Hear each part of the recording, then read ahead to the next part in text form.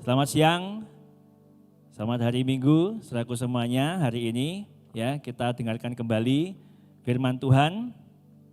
Saya tahu hari-hari ini mungkin ini sudah sebulan lebih ya sejak ada wabah virus corona ya, dan kita tidak bisa berjumpa secara langsung ya.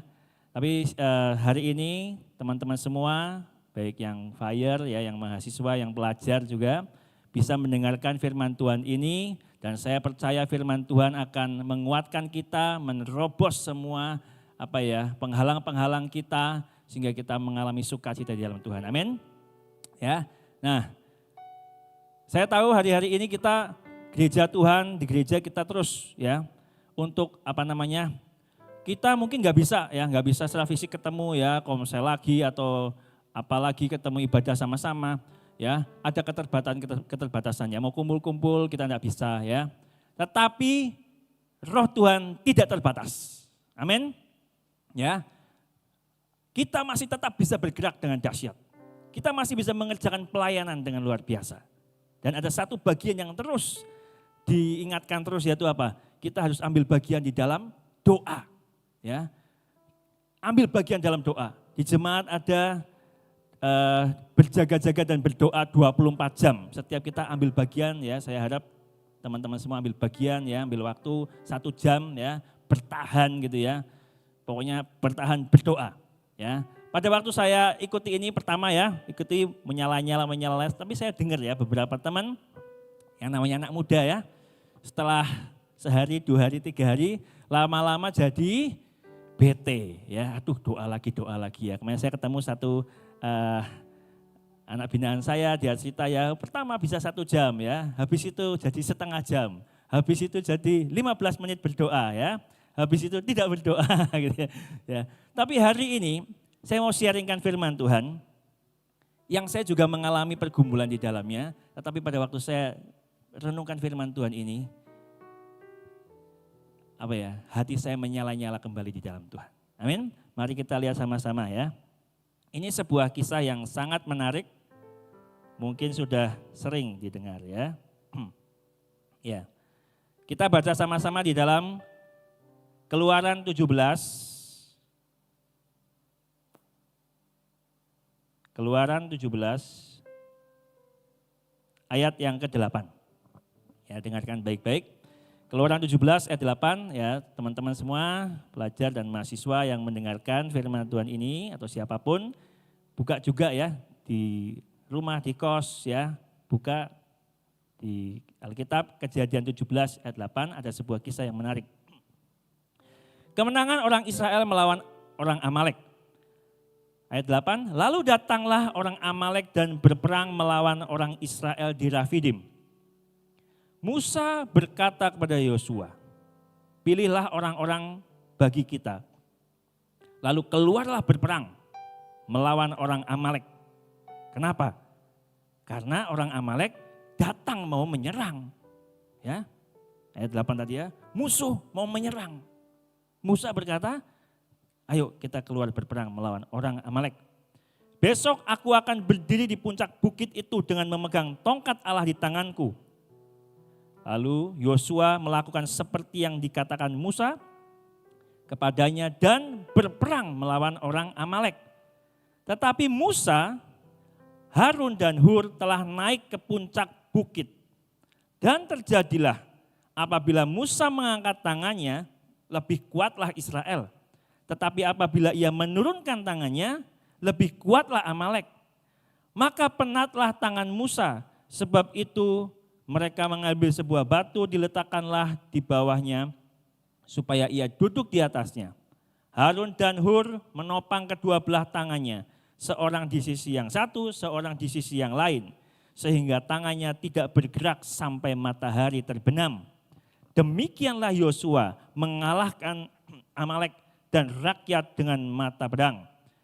Kemudian berfirmanlah Tuhan pada Musa, tuliskanlah semua ini dalam sebuah kitab sebagai tanda peringatan dan ingatkanlah ke telinga Yosua bahwa aku telah menghapuskan sama sekali ingatan kepada Amalek dari kolong langit Lalu Musa mendirikan sebuah mezbah dan menamainya Tuhanlah panji-panjiku. Ia berkata, tangan di atas panji-panji Tuhan. Tuhan berperang melawan Amalek turun-temurun. Ini ayat kisah yang luar biasa ya teman-teman semua ya. Nah, ada hal-hal menarik di sini. Kalau kita baca di sini, musuh menyerang ya. Orang Amalek ini mau menyerang. Ada musuh yang mau menyerang. Dan bagaimana bangsa Israel bisa mengalahkan musuh ini ya. Tadi kita sudah baca sama-sama ya. Ada dua bagian sebenarnya. Ada dua bagian. Perhatikan baik-baik di ayat 10 ya. Ayat 10 berkata, lalu Yosua melakukan seperti yang dikatakan Musa kepadanya dan berperang melawan orang Amalek. Yang pertama saudaraku, pada waktu ada musuh datang, Yosua dan pasukannya mesti perang. Ya, perang lawan orang Amalek. Nah, itu sama hari-hari ini ya. Artinya gini, ketika ada masalah, ketika ada sesuatu, bagaimana Tuhan menyelesaikan masalah? Yang pertama, ya memang harus dihadapi. Ya harus dihadapi. Ya, tindakan jasmaninya ada. Yosua mesti perang dengan musuh real, nyata. Hari-hari ini kita lagi ngalami ada wabah ya, pandemi. Bagaimana perang jasmaninya? Ya pemerintah sudah bikin peraturan, ya kan? Social distancing, ya harus pakai masker, cuci tangan. Ya ini kita secara fisik kita seperti itu. Lalu ada dokter-dokter yang melakukan apa kerjaannya, ya. Ada bagian-bagian yang secara jasmani yang mesti kita kerjakan dalam segala hal sebenarnya prinsipnya. Dalam segala macam problem kita, ya. Seperti teman-teman ngadepin kuliah juga, ya. Ada mau ujian, ya harus belajar, betul ya? Belajar ini kan secara jasmani kita mesti persiapkan, ya sumbernya dari mana, belajar, ya. Ujian ya harus datang ujian, betul ya? Nah itu yang pertama, ada bagian yang secara jasmani yang Yosua lakukan, ya. Lalu ayat berikutnya dikatakan, tetapi Musa, Harun dan Hur telah naik ke puncak bukit. Loh ngapain ini? Ya. Firman Tuhan dikatakan, aku akan bawa tongkat. Dia naik ke atas bukit, dia naik ke tempat tinggi. Musa, Harun dan Hur ini melakukan tindakan rohani. Saudara. Dia topang semua yang dikerjakan Yosua dengan doa. Jadi ada dua bagian. Ya, secara jasmani kita mesti lakukan, makanya kalau kita dengar ada perdebatan berkata ya doa saja ya enggak bisa aku ya. Atau hanya medis saja enggak bisa aku. Dua-duanya kita mesti ambil bagian. Amin. Ya. Musa melakukan bagiannya. Dia naik ke puncak bukit, dia berdoa. Saudara. Makanya hari-hari ini kita juga diajak untuk apa? Berdoa. Ya, ambil waktu untuk doa. Setiap kita saya yakin kepengen berdoa. Ya. Tapi mari kita lihat ayat 11. Dan terjadilah apabila Musa mengangkat tangannya, dia membawa tongkat, dia angkat tangan, lebih kuatlah Israel. Tetapi apabila ia menurunkan tangannya, lebih kuatlah Amalek atau musuh. Nah, di prinsip ini kita belajar. Ini firman Tuhan ngajarin kita. Ya, ketika tangan diangkat, ada tongkat Musa diangkat, ini tanda ada otoritas. Ya, itu tindakan profetis, itu tindakan doa. Kita bersyafaat, kita mengangkat tangan kita berdoa. Buat masalah-masalah yang ada. Buat wabah yang ada, kita berdoa buat bangsa Indonesia. Ya, supaya mengalami pertobatan, supaya segala masalah ini cepat berlalu. Kita berdoa, saudara. Ini Musa ambil bagian. Dia naik ke puncak bukit, dia berdoa. Ya. Dan dikatakan ketika Musa mengangkat tangannya, maka lebih kuatlah Israel. Jadi kemenangan Yosua di alam jasmani waktu dia perang, itu ditentukan oleh Musa yang berdoa. Saudara. Saya enggak berkata bahwa berarti yang penting doa aja, bukan. Tadi sudah bilang di awal ya prinsipnya, kita harus lakukan dua-duanya. Tapi kita belajar sama-sama di sini. Kita enggak boleh mengesampingkan yang satu dengan yang lain, tapi kita belajar sebuah prinsip. Ya. Pada waktu Musa mengangkat tangannya dan berdoa, kuatlah Israel, ngalami kemenangan. Saudara. Ya. Jadi Seakan-akan peperangan yang ada di jasmaninya Yosua ini, entah bagaimana ya. Pada waktu Musa angkat tangan, menang. Musuhnya kalah ya. Tapi kalau angkat tangan terus lama-lama capek ya. Capek kemudian apa? Musa turun. Nah, pada waktu dia turun firman Tuhan mencatat apa? Tetapi apabila ia menurunkan tangannya, lebih kuatlah Amalek. Jadi doa kita atau tindakan rohani kita, doa syafaat kita, doa-doa setiap kita itu menentukan penyelesaian masalah. Amin. Ya. Saya harap pada waktu saya sampaikan firman Tuhan ini, Roh Kudus mulai bekerja dalam hati saudara ya, yang sudah loyo-loyo ya, yang sudah sebulan kali ya, sebulan berdoa ya, setiap hari ambil bagian jam berapa ya, yang sudah kalau mau doa itu kayaknya berat sekali gitu ya. Apalagi mengambil waktu-waktu yang enak gitu ya buat saudara. Aduh ini susahnya setengah mati gitu ya. Tapi hari ini saudara tahu enggak? Kemenangan jasmani ditentukan lewat doa Musa waktu itu.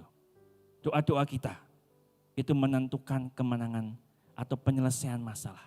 Hari-hari ini saudaraku, makanya kita kuatkan hati kita, ayo kita berdoa sama-sama. Supaya masalah itu cepat berlalu. Amin ya. Dan di firman Tuhan kata berarti kalau kita doa, pada waktu kita berdoa, musuh kita menjadi lemah. Luar biasa loh. Jadi pada waktu kita doa, saudaraku, itu musuh-musuh kita menjadi lemah. Problem-problem kita jadi lemah. Ya, intimidasi melemah. Ketakutan melemah. Wabah penyakit melemah, saudaraku. Amin. Nah, mari kita lihat di ayat 12 ya. Kita belajar di sini. Maka penatlah tangan Musa. Sebab itu mereka mengambil sebuah batu diletakkan di bawahnya supaya ia duduk di atasnya. Harun dan Hur menopang kedua belah tangannya. Seorang di sisi yang satu, seorang di sisi yang lain. Sehingga tangannya tidak bergerak sampai matahari terbenam. Luar biasa saudaraku. Saudara, Harun dan Hur lihat si Musa ini ya, kalau angkat tangan, pasukan Israel menang. Kalau turun kok kalah, angkat tangan menang lagi, turun kalah lagi. Nah saudara, Harun dan Hur lihat, kalau gitu kita mesti topang sama-sama. Ya, makanya kita bersama-sama kita bergandengan tangan, ayo saling menguatkan ya. Saudara-saudara yang apalagi yang pelajar-pelajar ya, yang dengarkan khotbah hari ini, kalian kalau lihat papa mama berdoa, jangan males-males. Ayo dukung papa mama juga ya. Bukan lalu nanti di rumah, Pah, ayo tahan tangannya Wah. Gitu ya. Bukan kayak gitu maksudnya ya. Saya mau ikut kayak Harun dan Hur gitu ya. Tapi pada waktu papa mama mengajak doa, ayo doa nak. Kalian langsung bilang, ya Pak. Kenapa? Karena ingat firman Tuhan ini. Harus topang memimpin yang berdoa. Amin. Ya. Bapak Gembala, Pak Lukas Yusianto terus berkata terus ya, ayo doa. Bahkan sekarang kita sehari live 3 kali berdoa ya. 1 jam live ini ya. Saudara pada waktu ayo doa, saudara tahu enggak? Waktu doa itu kemenangan terjadi. Amin. Nah, saling menopang ya. Tetapi yang saya mau tekankan di sini hari-hari ini ya, yang dialami anak-anak muda adalah apa? Kita pengen doa sih. Kita pengen lakukan sesuatu ya. Tapi seringkali kita enggak punya daya tahan. Betul ya? Kenapa? Karena kalau kita lihat di sini, pada waktu Musa dia angkat tangan, firman Tuhan mencatat, memang menang, tetapi lihat sama-sama ya.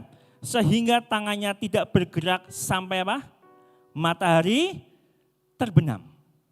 Nah, sampai matahari terbenam, berarti berapa lama saudara? Ya, ini ngotot doa ini dan yang di jasmani juga perang, berapa lama saudara? Berapa lama? Saya hitung-hitung kalau perangnya mulai dari jam 9 sampai matahari tenggelam berarti sekitar 9 jam. Ya saya kira-kira 8 sampai 10 jam berdoa. Itu berarti apa? Butuh daya tahan. Daya tahan untuk terus percaya bahwa doa ini menghasilkan sesuatu. Amin. Ya. Kadang-kadang kita kepenginnya begini ya. Tuhan Yesus tolong ya Tuhan segera selesai. Amin gitu ya. Ya, enggak bisa selaku karena kita belajar di firman Tuhan enggak begitu. Di Di firman Tuhan diajarkan di sini, ketika kita peperangan lawan musuh kita, ada masalah. Ada bagian jasmani yang bergerak, tapi kita juga butuh daya tahan. Endurance untuk terus secara rohani berdoa, ambil bagian dalam hidup kita. Amin. Ya. Bagaimana supaya kita terus punya endurance, ya. Ayat 13 berkata, demikianlah Yosua mengalahkan Amalek dan rakyat dengan mata pedang. Artinya apa? Artinya kemenangan itu nyata, real, saudaraku. Tapi saudara mesti ambil bagian dan mesti bisa menemukan caranya. Bagaimana supaya kekuatan daya tahan itu jangan cepat loyo, saudaraku. Kalau saudara berdoa ya sehari 2 hari lalu bolong-bolong lagi. Wah, ini lagi peperangan yang luar biasa. Ya, semua bangsa-bangsa kena semua, saudaraku. Kapan kita selesai? Atau maksud Tuhan atas kejadian ini apa, itu yang kita mesti doakan. Ya, pertobatan sungguh-sungguh, kemuliaan Tuhan nyata. Itu harus kita doakan, saudara. Dan Tuhan pengen supaya kita, anak-anak mudanya apalagi, jangan loyo. Amin. Ya. Gimana? Berapa waktu yang lalu saya bergumul, Tuhan, iya ya. Ini yang paling enggak mudah itu ngelawan apa? Lemes gitu ya. Ngelawan males ya. Pengennya endurance-nya itu nyala, kuat gitu ya. Nah, gimana caranya, saudaraku? Ya, firman Tuhan mengajarkan, selain di tadi ya, di kitab Keluaran, kita belajar di firman Tuhan bahwa doa dan peperangan rohani untuk menerobos sesuatu memang butuh daya tahan, butuh ngotot, butuh terus. Ya, kalau hari-hari ini ada kata push, betul ya? Pray until something happen. Doa terus sampai terjadi. Nah, ngomongnya gampang, doa terus sampai ganti gitu ya, sampai terjadi sesuatu ya. Sampai terjadi kemenangan itu ngomongnya gampang. Tapi pada waktu kita prakteknya jujur aja deh. Kita anak muda ya kan. Kemarin saya ketemu satu teman kan bilang gitu ya, pertama 1 jam ya. Semoga 1 jam betul-betul ya. Atau dibulatkan gitu ya. Kemudian setengah jam, kemudian 15 menit. Kemudian enggak doa, saudaraku. Tapi kita mau punya daya tahan. Di Yakobus 5 ayat 17-18 diceritakan tentang Elia. Elia itu berdoa sampai hujan turun. Dan kalau kita baca, itu dikatakan dia doa mukanya sampai di antara lututnya itu sampai 7 kali. Artinya apa? Ya enggak bisa sekali jadi. Kenapa? Ada peperangan. Ada kuasa juga yang menahan jawaban doa. Ada kuasa iblis yang ingin rencananya juga terjadi. Tapi kita anak-anak Tuhan, gereja Tuhan, kita mesti paksakan rencana Tuhan. Amin. Ya, Elia berdoa. Tuhan Yesus juga mengatakan di Lukas 18 ayat 1. Yesus mengatakan suatu perumpamaan kepada mereka untuk menegaskan bahwa mereka harus apa? Selalu berdoa dengan tidak jemu-jemu. Tidak jemu-jemu. Artinya apa? Ya enggak bosan-bosan. Terus ya. Punya daya tahan untuk terus dobrak. Nah, itu kita mesti ada. Gimana caranya? Ya, gimana caranya saya dapat memiliki endurance daya tahan yang cukup kuat dalam masa-masa sulit seperti sekarang. Jujur aja, hari-hari ini kalau kita dengar cerita-cerita, banyak orang yang apa? Yang putus asa, betul ya? Putus asa. Kapan hari saya lihat ada sekian ribu orang di PHK. Ya. Kapan hari saya ketemu sama teman saya, sahabat saya cerita, ada sebuah restoran besar, ya, ratusan karyawan, sekarang tinggal 50 orang. Setiap hari ada yang di PHK, saudara. Bayangin, setiap hari ada yang di PHK. Jadi karyawannya tuh suka datang bilang apa? Pak, hari ini siapa yang di PHK, Pak? Gantian siapa, Pak? Wah, itu miris, saudara. Ya, beberapa stres. Hari-hari ini kita berbagi saling 91 bawain sembako, kita datang, ya kita dengar cerita-cerita seperti itu, ya ada apa yang terdampak yang nggak bisa makan, ya kemarin kita dengar juga di Tangerang atau di Bekasi kemarin ada orang yang sampai nggak bisa makan cuma minum air galon tok ya sampai meninggal. Kita dengar kisah-kisah miris, saudara. Nah seringkali ketika kita dengar seperti itu. Apalagi buat teman-teman mahasiswa, teman-teman pelajar hari-hari ini mungkin gabut banget ya, nggak bisa ketemu teman-temannya, nggak bisa ke mall, nggak bisa nongkrong-nongkrong, nggak bisa apa ya, kayak gitu-gitulah ya. Enak mana sih ngobrol-ngobrol ketemu nongkrong apa seperti sekarang? Ayo jujur aja. Nongkrong ya, pasti nongkrong-nongkrong seneng-seneng. Itu budaya kita kan. Sekarang kita mesti di rumah saja. Ya. Waduh, itu gabutnya luar biasa, ya. Apa yang Anda lakukan di rumah saja, di kos saja coba? Ayo, nonton drama Korea. Kira-kira kalau nonton drakor, api menyala-nyala enggak untuk Tuhan? Ya. Kak, saya nonton drakor dilawat Tuhan sampai nangis. Ya, itu nangis karena kamu melo-melo ya. Gitu ya. Nah, saudara, apa yang dilakukan?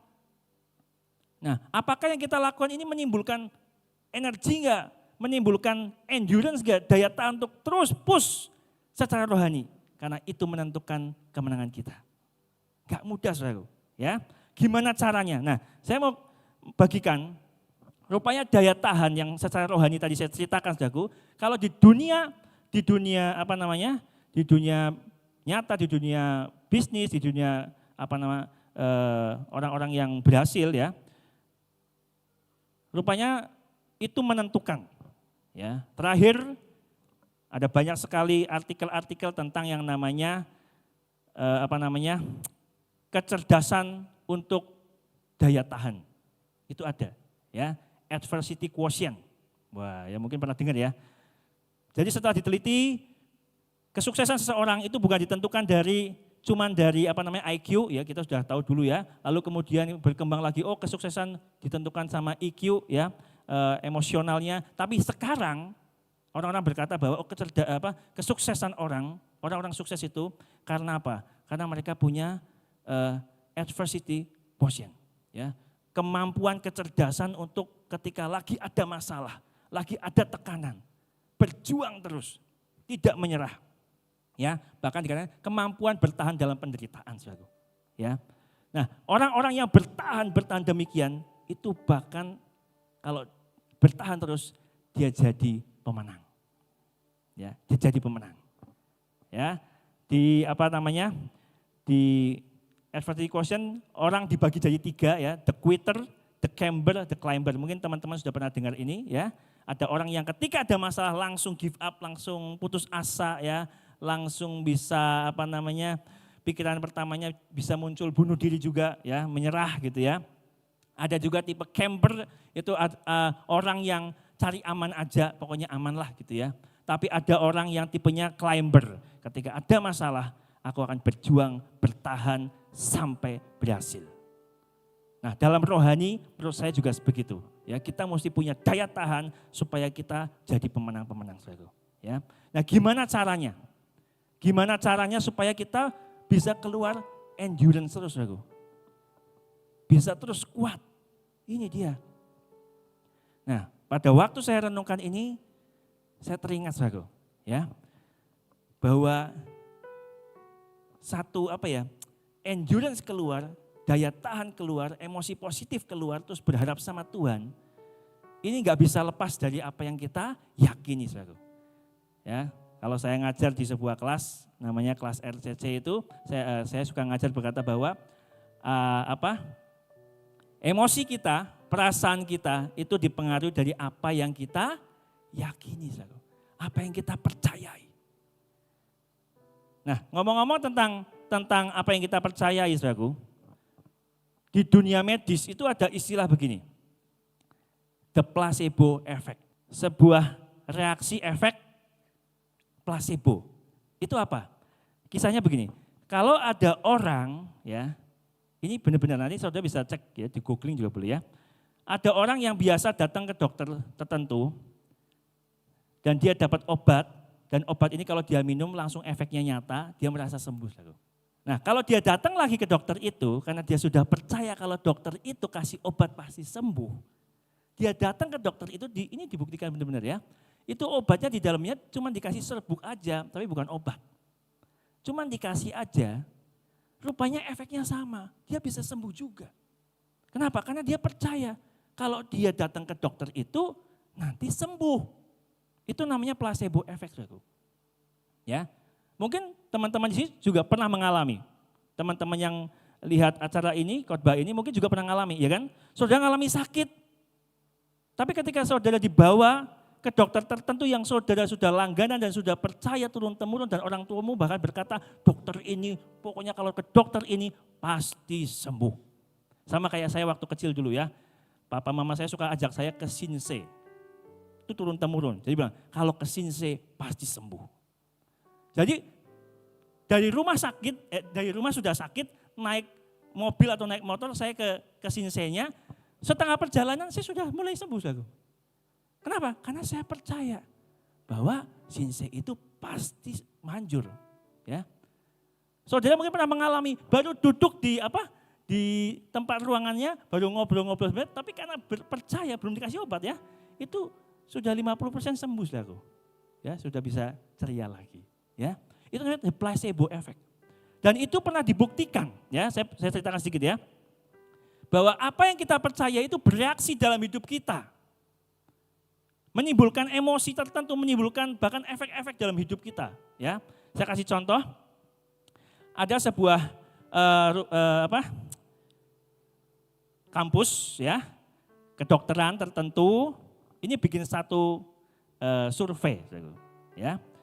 Jadi pada waktu itu dikatakan bahwa nanti kita akan bongkar sebuah tempat, ya, tempat kuburan mayat dan kalian akan otopsi mayat itu. Ini mayatnya sudah dikubur sekian hari katanya, ya. Lalu dideskripsikanlah sama dosennya ya bahwa nanti karena sudah sekian hari maka mungkin waktu dibuka baunya akan sangat menyengat dan mungkin belatung-belatung akan keluar dari tubuh orang itu. Ya, pada waktu diceritain seperti itu, sekian dokter-dokter yang mau praktek ini, yang mau diuji ini, udah punya imajinasi, saudara. Udah punya imajinasi. Dia punya keyakinan, waduh, bakalan mengerikan ini. Ya. Dan pada waktu, saudara, itu dikumpulkan, ya, lalu dibongkar sama-sama. Semua mungkin pakai masker juga ya, bau ya. Pakai masker gitu ya, ada yang deg-degan, ada yang apa ya. Ya, dikeliling itu dibongkar. Pada waktu peti dibuka, saudara, tiba-tiba satu buk pingsan.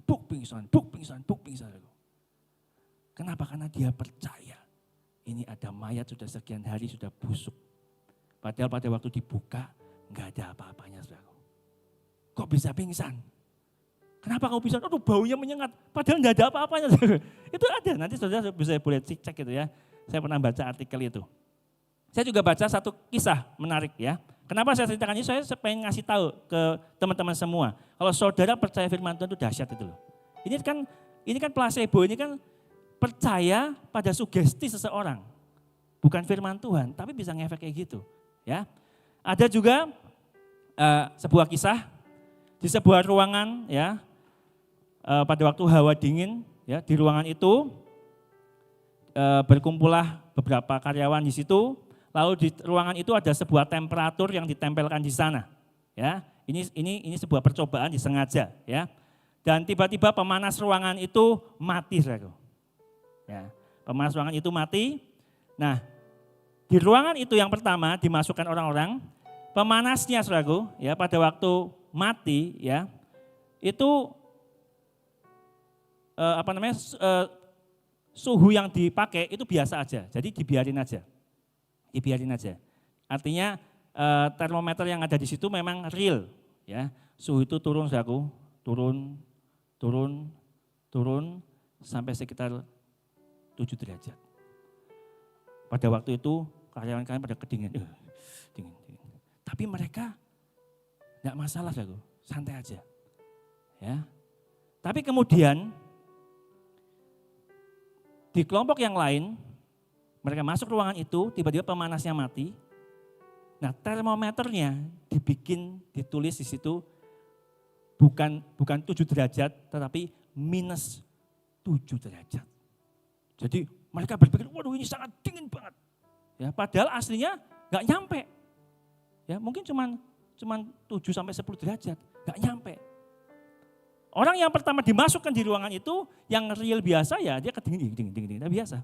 Tapi ketika mereka lihat, pada waktu mereka lihat ke termometer itu, di kelompok yang kedua, dia lihat termometernya sampai minus 7 sampai 10 derajat. Mereka udah berpikir, aduh Ini kita membeku. Dan tiba-tiba mereka mengalami hipotermia dan ada yang pingsan, saudara. Padahal sebenarnya suhunya sama dengan yang pertama. Kenapa yang satunya biasa-biasa, hanya kedinginan biasa, yang satunya sampai hipotermia? Karena dia yakin. Pada waktu dia lihat, termometernya, dia lihat, waduh, minus, wah, kita masih mati, oh tolong, panik gitu ya. Karena dia mempercayai sesuatu. Padahal itu bohong-bohongan aja. Nanti teman-teman bisa cek, ada cerita itu ya. Nah, saya mau katakan begini, bagaimana kalau kita percaya dengan firman Tuhan? Itu tadi kita percaya placebo efek itu memang ada, ya, karena sugesti, karena dia yakin secara manusia biasa aja, itu bisa mengalami sesuatu. Bagaimana kalau kita percaya firman Tuhan? Firman Tuhan yang luar biasa, bumi langit lenyap, firman Tuhan tetap ada. Amin. Kalau kita percaya firman Tuhan, bagaimana dampak kita itu real, itu nyata, itu dahsyat. Amin teman-teman semua. Ya, hari ini saya pengen ngasih tahu, ubah keyakinan kita dalam menghadapi situasi ini. Jangan berkata begini, aduh ini musimnya di rumah saja, ya nggak bisa apa-apa, nasib, ya. Lalu kita mulai baca-baca artikel-artikel ya yang menakutkan. Lalu kita mungkin mulai baca tentang isu-isu yang menakutkan ya. Mulai khawatir. Saudara sebenarnya harusnya sehat, tapi karena membaca yang seperti postingan-postingan negatif semuanya, saudara makin tambah sakit. Semakin bete, semakin gak punya kekuatan rohani, saudaraku. Gak bisa bangkit apa-apa.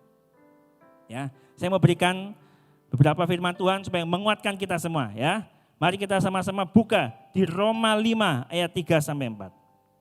Dan bukan hanya itu saja, kita malah bermegah juga dalam kesengsaraan kita. Karena kita tahu bahwa kesengsaraan itu menimbulkan ketekunan, dan ketekunan menimbulkan tahan uji.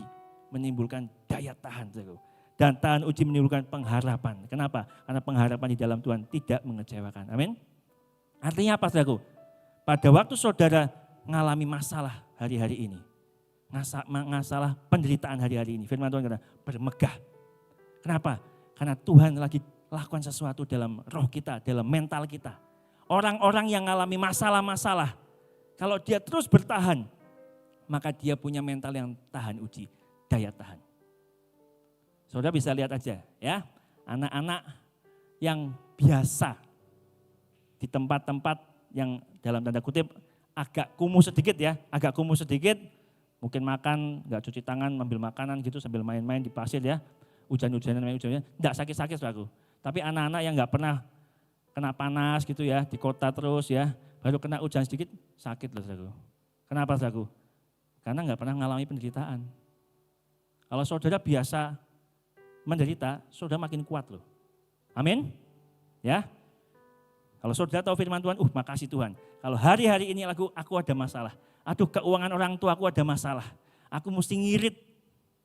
Saudara, saya pernah ngalami di mana enggak ada duit sama sekali. Bukan cuma sekali ya, beberapa kali. Sama sekali enggak ada uang. Saya pernah jalan sama teman saya, anak binaan saya, dapat ilham ya. Mari kita jalan-jalan, siapa tahu malaikat jatuhin uang. Itu beneran saudara ya. Kita lakukan. Bukan berarti kita, kalau gitu ya sudah jadi menderita aja ya Kak ya. Bukan, tapi kalau sampai ada sesuatu yang penderitaan dalam hidupmu. Orang-orang yang menderita, kalau dia bertahan, dia mentalnya jadi kuat. Amin.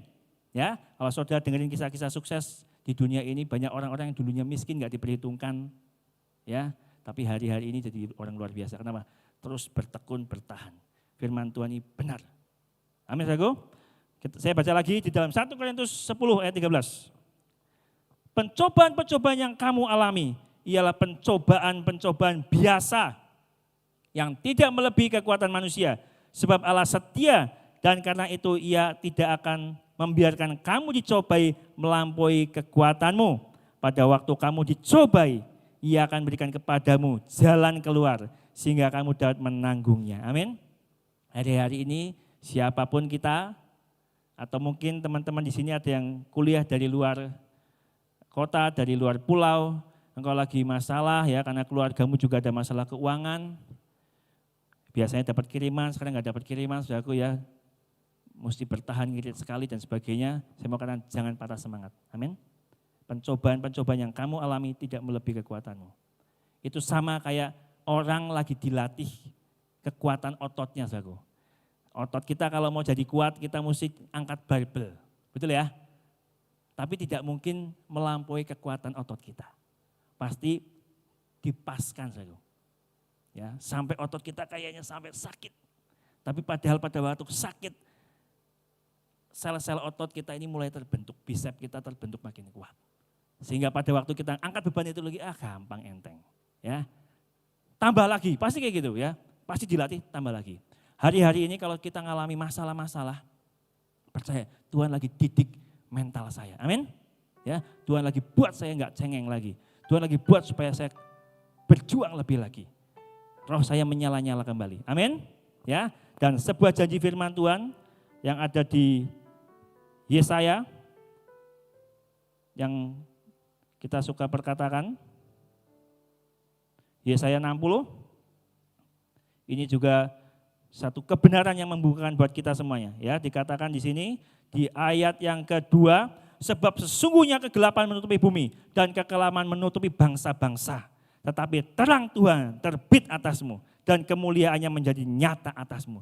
Hari-hari ini lagi ada kegelapan menutupi bangsa-bangsa. Tidak ada satupun, setahu saya ya, sekian ratus bangsa ngalami masalah ini, COVID ini. Tapi tenang aja, saudaraku. Ini janji Tuhan, pasti digenapi ya.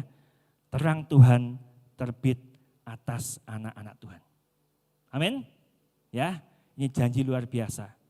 Saudara ganti semua informasi-informasi yang sudah pernah masuk, yang negatif-negatif, yang bikin loyo, yang membuat saudara nggak bisa bangkit lagi, saudara ganti percayai firman Tuhan. Amin. Ya, bagaimana Kak? Berarti kakak endurance-nya kuat banget. Enggak juga ya, saya khotbah ini karena saya ngalami sendiri, saudaraku ya. Saya sampai nyari Tuhan, ini masalah-masalah ini gimana Tuhan? Gitu ya. Caranya gimana?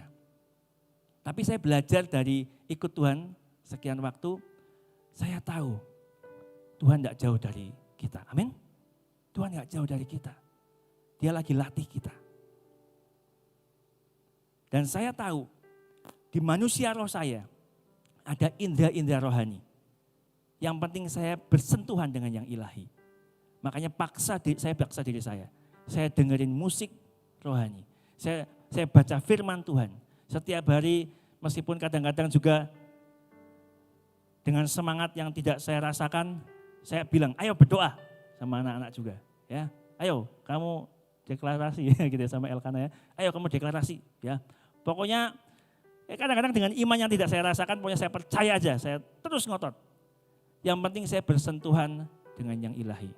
Karena kalau saya bersentuhan dengan yang ilahi, asal tek gitu ya, itu kekuatan mengalir kembali. Amin.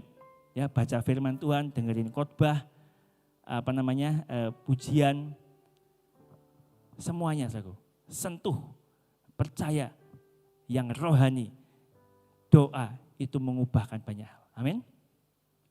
Yang berikutnya saudaraku, yang terakhir, saudara jangan diam.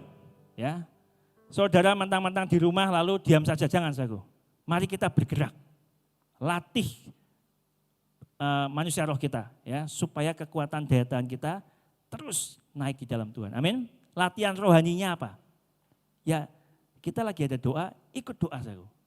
Ya, ikut doa, ambil bagian. Kita ada saling 91. Ambil bagian, meskipun cuman angkat-angkat sembakonya, nggak masalah saudaraku. Yang penting kita do something, ya. Manusia roh kita gerakkan saudaraku.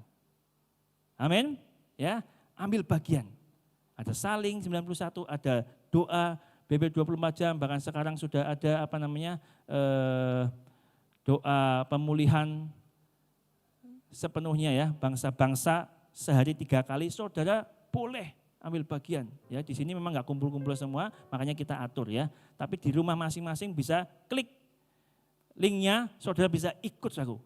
Kenapa saudaraku? Karena doa kita menentukan kemenangan kita. Amin.